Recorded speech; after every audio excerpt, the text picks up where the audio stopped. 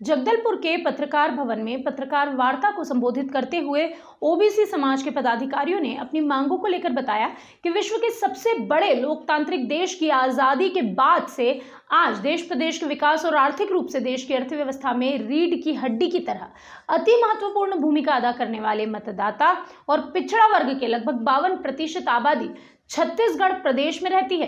साथ ही वर्तमान में प्रदेश के मुख्यमंत्री, विधानसभा अध्यक्ष, नेता प्रतिपक्ष, गृह मंत्री, उच्च शिक्षा मंत्री और बहुत से विधायक भी ओबीसी समुदाय से आते हैं। समान परिस्थितियों के बावजूद भी ओबीसी लोगों को युवाओं और छात्र छात्राओं के हितों पर लगातार कुठाराघात किया जा रहा है। ओबीसी के आरक्षण के मुद्दे पर त्वरित कार्यवाही करने की मांग की गई। आजादी के इतिहास में आज तक ओबीसी आरक्षण को संविधान की 9वीं अनुसूची में शामिल नहीं किए जाना और केंद्र और राज्य सरकार के पास ओबीसी वर्ग का जातिगत आंकड़ा उपलब्ध न होना भोले भाले ओबीसी वर्ग को ठगने की कोशिश बताई गई। निम्न प्रशासकीय क्षमता, लोकतंत्र में संवैधानिक व्यवस्था को लागू न करना गैर मानवतापूर्ण कृत्य है। तानाशाहीपूर्ण रवैया संविधान में अविश्वास की धारणा को इंगित करता है, जो विश्व पटल पर एक महान लोकतांत्रिक देश का अपमान है। शैक्षणिक संस्थाओं और सरकारी नौकरियों में अन्य पिछड़ा वर्ग के लिए आरक्षण देश के शासन और प्रगति में प्रतिनिधित्व और भागीदारी का विषय रहा है। संविधान में आरक्षण की अवधारणा का उद्देश्य ऐतिहासिक रूप से उनकी जाति के आधार पर आर्थिक, सामाजिक, शैक्षणिक और राजनैतिक हिस्सेदारी सुनिश्चित करना है।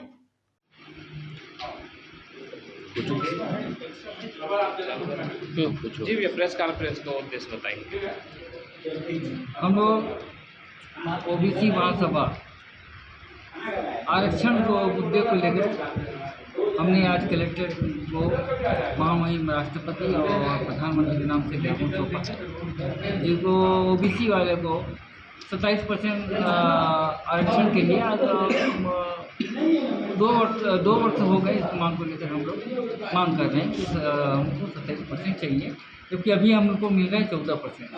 जो हमारे बच्चों को लाभ नहीं मिल रहा है, हमारे बच्चे ना बाहर पढ़ रहे हैं, ना कोई सरकारी अच्छी नौकरी मिल रही है, आरक्षण नहीं मिलने के कारण उससे वंचित हो रहे हैं।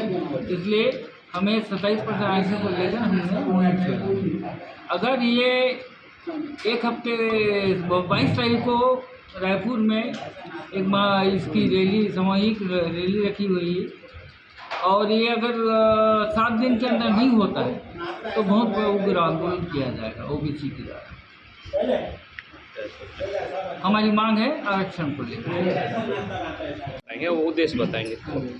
मेरा नाम रामेश्वर विषय है, मैं ओबीसी महासभा का सह सचिव हूँ और मैं आरक्षण के मामले के लिए आज यहाँ जो बैठक हुआ है पत्रकारिता भवन में, तो मैं छत्तीसगढ़ के पूरे पिछड़ा वर्ग समुदाय के मेरे भाइयों से, ओबीसी के भाइयों से मैं कहना चाहता हूँ कि जब आरक्षण नहीं रहेगा तो आप कैसे अपने परिवार, आर्थिक जीवन, अपने आने वाली पीढ़ी के लिए आप लड़ोगे।